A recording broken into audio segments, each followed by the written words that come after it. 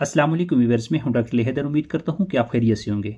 आज की इस वीडियो में रिव्यू करूंगा कैप्सूल अमॉक्सल के बारे में कि कैप्सूल अमॉक्सल पिछले कई सालों से बहुत ज़्यादा इस्तेमाल किया जाने वाला एंटीबायोटिक है, तो इसके बारे में जानेंगे। इसके इस्तेमाल करने में क्या क्या फ़ायदे हैं, इसके क्या नुकसानात या साइड इफ़ेक्ट हो सकते हैं और किन किन इन्फेक्शन या बीमारी में इस्तेमाल कराया जाता है और तरीका इस्तेमाल के बारे में। तो व्यूअर्स, कैप्सूल अमॉक्सल के बारे में कंप्लीट डिटेल के साथ बात करते हैं। वीडियो को शुरू से लेकर आखिर तक ज़रूर देखिएगा ताकि कैप्सूल अमॉक्सल के बारे में जान सकें। तो व्यूअर्स, आपसे गुजारिश है चैनल को सब्सक्राइब कीजिएगा और साथ में बेल आइकन का बटन ज़रूर दबा दीजिएगा ताकि मेरी आने वाली वीडियो में मेडिसिन के रिलेटेड इन्फॉर्मेशन आप तक पहुंचती रहे। अमॉक्सल का जो कंपोजिशन है साल्ट है, अमॉक्सिसिलिन है। अमॉक्सल कैप्सूल की फॉर्म में भी अवेलेबल होता है और सिरप की फॉर्म में भी अवेलेबल होता है। अमॉक्सल कैप्सूल 500 मिलीग्राम में भी दस्तयाब होता है और 250 मिलीग्राम में भी अवेलेबल होता है। तो व्यूअर्स, अब बात करते हैं अमॉक्सल कैप्सूल के इस्तेमाल की। अमॉक्सल कैप्सूल एक एंटीबायोटिक दवा है जो बैक्टीरियल इन्फेक्शन में यूज़ कराया जाता है। ये दवा ग्राम नेगेटिव और ग्राम पॉजिटिव बैक्टीरिया में यूज़ कराया जाता है। अमॉक्सल कैप्सूल को टॉन्सिलाइटिस में यूज़ कराया जाता है, यानी गले के इन्फेक्शन के लिए। गले में सोजिश हो जाती है, गले में दर्द होता है, गले में ख़ारिश होती है, तो टॉन्सिलाइटिस के लिए बहुत अच्छा कैप्सूल है।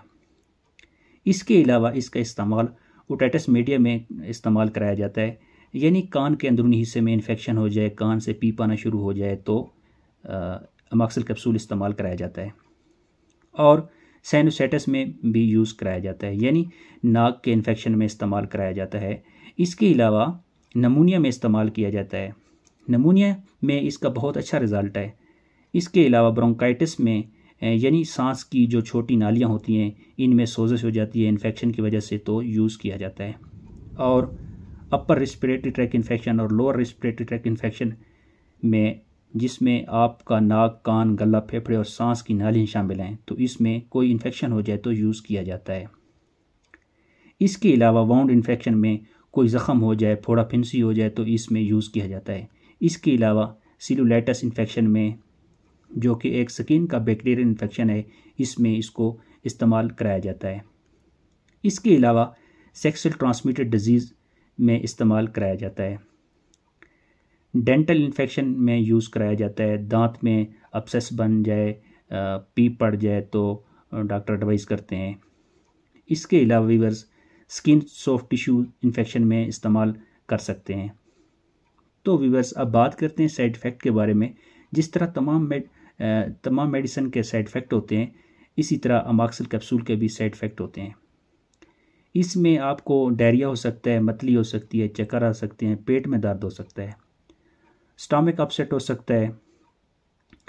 अगर आपको इसके इस्तेमाल से जिस्म पर ख़ारिश या एलर्जी हो जाती है तो इसका इस्तेमाल रोक लें और अपने डॉक्टर से रजू करें।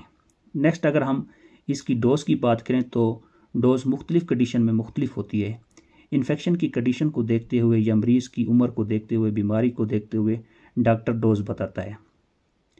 ज़्यादातर ये कैप्सूल एक सुबह और एक शाम को पानी के साथ लिया जाता है, या फिर 3 टाइम भी ले सकते हैं।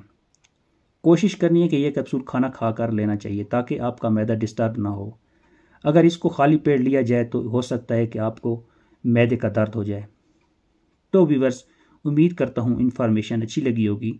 चैनल को लाइक कीजिएगा, सब्सक्राइब कीजिएगा। अल्लाह हाफिज़।